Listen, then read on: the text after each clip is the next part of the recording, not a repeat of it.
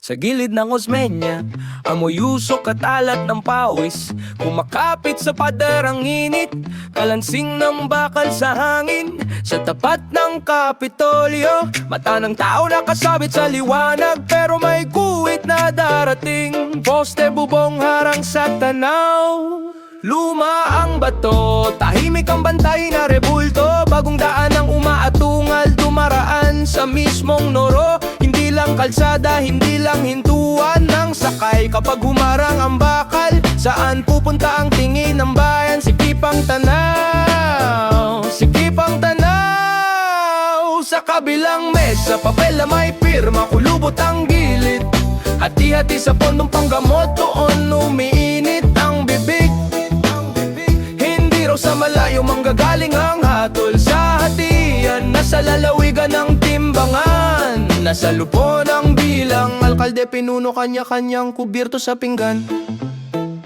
Bawat bahagi may pangalan, bawat kanto may bantayan. Kapag kulang sa barya, klinika ang unang hinihinggal.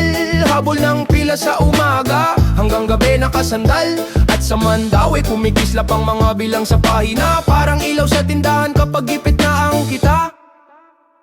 May tanod na sa presyo, kita ng lahat ang galaw.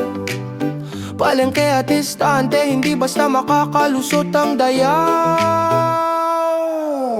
Bigas, sardinas, asin, mantika sa listahan. Kung sino ang lumihis, agad lalabas sa talaan. Mas malinaw ang tapat, mas litaw ang daya.